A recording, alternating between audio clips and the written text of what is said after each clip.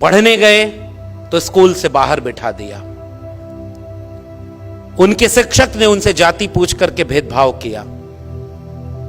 बाल मन के बाबा साहब घर लौटे, मां से पूछा कि ये क्यों हमें पढ़ने का अधिकार नहीं। मां ने कहा क्योंकि हम उनके नीची जाति में आते हैं। बच्चे ने पूछा कि ये कहां लिखा, कैसे पता कि हम किस जाति में आते हैं।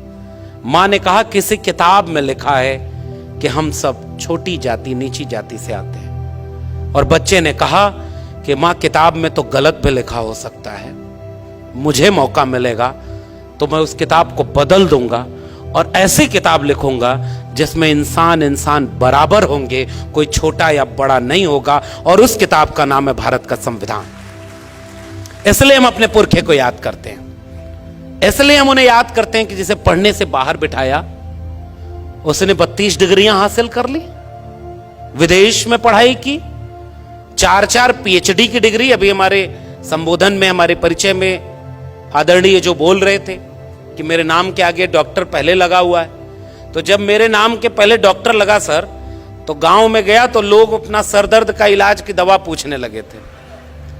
तो हमने कहा देखो भाई, इस शारीरिक बीमारी के इलाज की दवा का डॉक्टर तो दूसरा है, हम तो समाज की बीमारी की इलाज की दवा करने के लिए काम कर रहे हैं। इसलिए हम डॉक्टर इन फिलॉसफी, हम समाज के बीमारी को ठीक करने की कोशिश करते हैं। इसलिए हमारा प्रोफेशन भी शिक्षक का है। इसलिए मैं कोट करना चाहता हूं, हमारे पुरखे को पढ़ने का मौका नहीं दिया, फिर भी उसने कलम नहीं छोड़ी।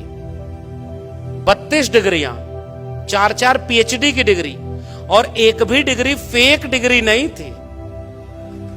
इशारे में समझ जाइए, सारी डिग्री ओरिजिनल थी। ये नहीं था कि कोई डिग्री मांगे तो ओरिजिनल डिग्रियां।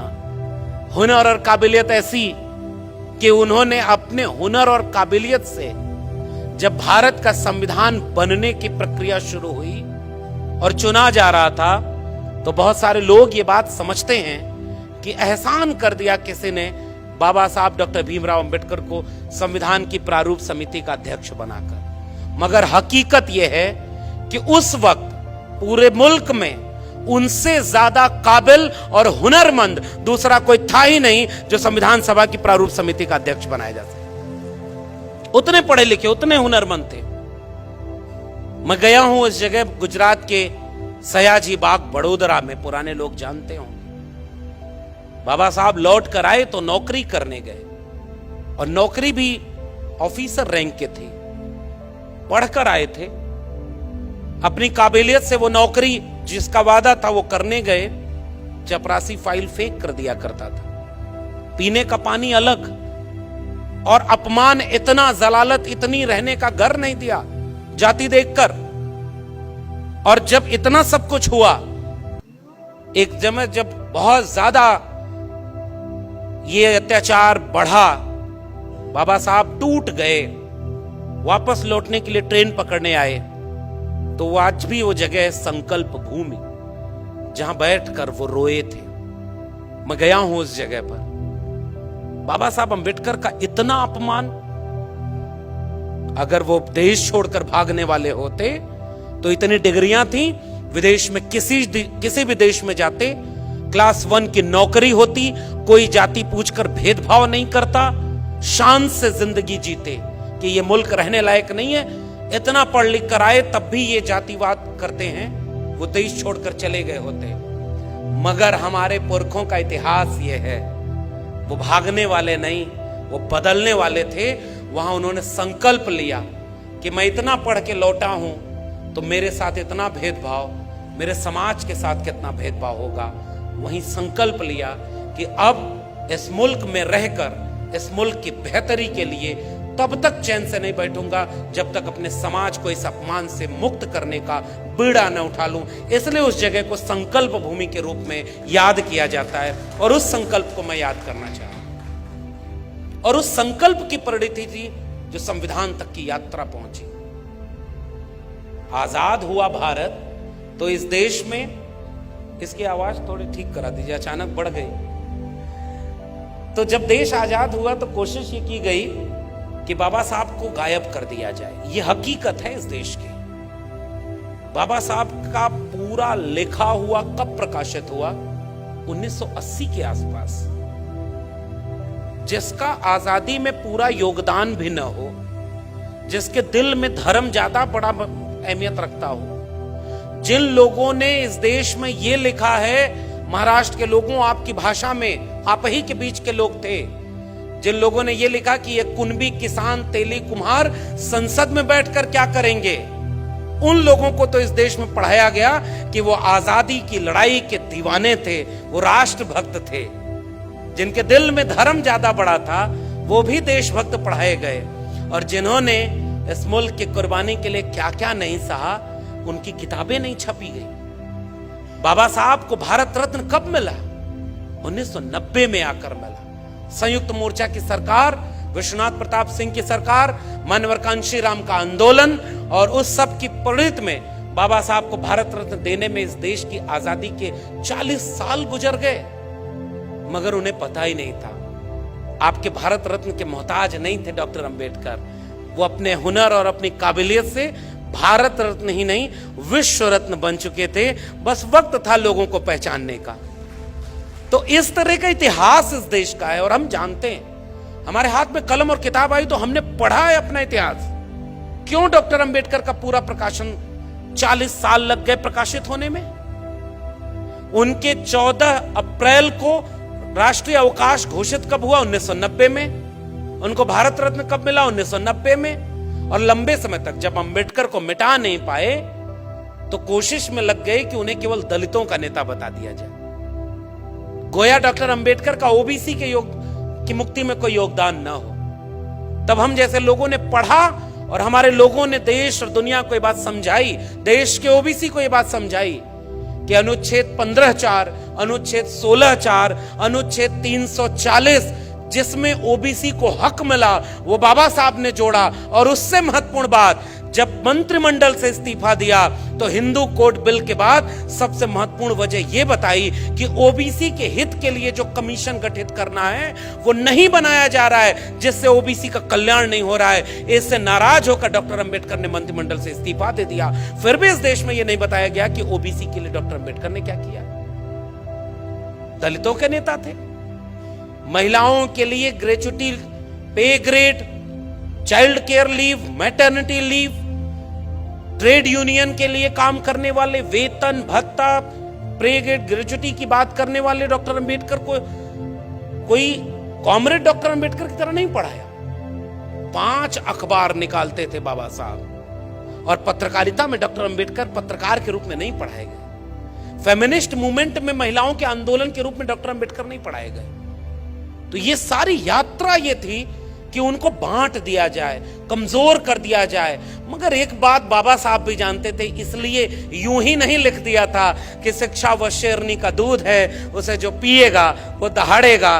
बाबा साहब के लोग पढ़ने लगे, और आज देखिए देश नहीं दुनिया में जन आंदोलन और न्याय की हर लड़ाई में अगर कोई सबसे बड़ा आइकॉन है तो बाबा साहब डॉक्टर भीमराव अंबेडकर हैं। ये इस देश का और उनका हुनर था, और इसलिए हम बाबा साहब को याद करते हुए संविधान को याद करना चाहते हैं। और इसलिए हम ये बात कहना चाह रहे हैं कि इस संविधान में हिंदू, मुस्लिम, सिख, ईसाई सबको समान लिखा है। हिंदू, मुस्लिम, सिख, ईसाई सबको समान लिखा है। मिटाकर जाति पाति भेदभाव बाबा साहब ने संविधान लिखा है। सब मिटाकर, फर्क मिटाकर, गैर बराबरी मिटाकर। और एक बात और नागपुर से पूरे देश को सुनना और समझना चाहिए। हमारा अगर कोई 100 रुपया चुरा ले, हमारे पिता का अगर अपमान कर दे, हमें कोई गाली दे दे, तो हम इस बात के इंतजार में रहते हैं कि इसने हमारा अपमान किया है, मौका मिलेगा तो इसका बदला लेंगे। और बाबा साहब की कलम को मौका मिला था कि हजारों साल से जिनके पुरखों का अपमान किया गया, इंसान ही नहीं समझा गया, बाबा साहब के पास कलम में वो मौका था कि तुमने 2000 साल तक हमको अछूत बनाया, अब कम से कम 200 साल तक तुम्हें हम अछूत बनाएंगे, क्योंकि हमारे हाथ में कलम है। मगर बाबा साहब डॉक्टर अंबेडकर, उन्होंने अपने पुरखों के होने वाले अपमान का बदला नहीं लिया। फर्क देखिए उनमें और हम में। उनके पुरखे को मौका मिला तो उन्होंने मनुस्मृति लिखी, और हमारे पुरखे को मौका मिला तो उसने भारत का संविधान लिखा, जिसमें सब बराबर हैं, कोई किसी का बदला नहीं ले रहा। और यह बहुत महत्वपूर्ण बात है, इस देश को बतानी चाहिए कि बदला लेने की एक लाइन भी भारत के संविधान में नहीं लिखी है। और ये जो प्रस्तावना है, इस प्रस्तावना में भी केंद्र में है तो न्याय का मूल्य है, समता का मूल्य है। और बाबा साहब इसलिए बाबा साहब बन पाए क्योंकि उन्होंने अपने जीवन में 3 गुरु बनाए थे। पहले गुरु तथागत बुद्ध, दूसरे गुरु महात्मा कबीर, और तीसरे गुरु महात्मा ज्योतिराव गोविंदराव फूले। और मैं आज कभी खड़ा होता हूं आज के वक्त में, तो मुझे लगता है कई बार सबको याद करने की बजाय अगर हम अंबेडकर को अपना गुरु बना लें तो हम अपने आप उस पूरी विरासत से जुड़ जाएंगे जिससे डॉक्टर अंबेडकर जुड़े हुए थे। इसलिए हमारा भी कोई राजनीतिक सामाजिक गुरु है तो बाबा साहब डॉक्टर भीमराव अंबेडकर जैसे हैं। तथागत बुद्ध को से मिले नहीं थे डॉक्टर अंबेडकर। महात्मा कबीर 2000 साल पहले तथागत बुद्ध, लगभग 700-800 साल पहले कबीर हुए। मोको कहां ढूंढे रे बंदे, मैं तो तेरे पास में। ना मैं मंदिर, ना मैं मस्जिद, ना काबे कैलाश में, ना मैं जप में, ना मैं तप में, ना मैं व्रत उपवास में। खोजी हुए तो तुरते मिली हो पल भर की तलाश में। कहें कबीर सुनो भाई साधो, मैं तो हूं विश्वास में। उस पुरखे को मिले नहीं थे बाबा साहब, लेकिन उन्हें अपना गुरु बनाया था। और इवन महात्मा फूले से भी नहीं मिल पाए बाबा साहब डॉक्टर अंबेडकर। 1891 और उसके पहले तारीख आ गई 1888। लेकिन मुझे याद है कि इन तीनों गुरुओं से बिना मिले उन्हें अपना राजनीतिक और सामाजिक गुरु मानते थे बाबा साहब। हम अपना सामाजिक और राजनीतिक गुरु बाबा साहब को मानते हैं। इसलिए इस बात को हम कहना चाहते हैं। और आप यहां से देखिए कि संविधान निर्माण की प्रस्तावना में एक बेहद दिलचस्प काम हुआ। उस दिलचस्प काम को मैं यहां से याद करना चाहता हूं, क्योंकि बहुत सम्मानित मंच है, बहुत वैचारिक मंच है। मैं 2-3 नाम पढ़ रहा हूं। संविधान बनने की प्रक्रिया शुरू हुई है। देखिए, संविधान की प्रस्तावना की शुरुआत कहां से की जाए, पहला शब्द क्या हो, इसको लेकर डिबेट शुरू हुई है संविधान सभा में। एक शख्स है जिसका नाम है एच.वी. कामत।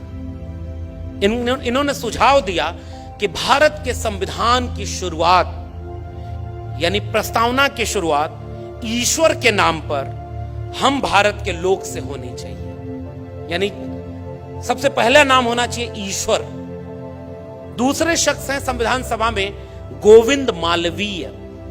गोविंद मालवीय ने एक संशोधन पेश किया और उस संशोधन प्रस्ताव में लिखा कि परमेश्वर सर्वोच्च प्राणी और ब्रह्मांड के भगवान की दया से भारत का संविधान शुरू होना चाहिए। अगले शख्स का नाम है कोई समथिंग सक्सेना। उन्होंने कहा कि प्रस्तावना में भगवान और गांधी का नाम शामिल होना चाहिए और इसके खिलाफ तर्कों पर विचार किया, जिसमें उन्होंने कहा कि भाई आयरिश संविधान वो अपने शहीदों की याद से और भगवान की स्तुति से शुरू होता है। दुनिया के कई संविधान से शुरू होते हैं। अगले शख्स है गोविंद मालवीय।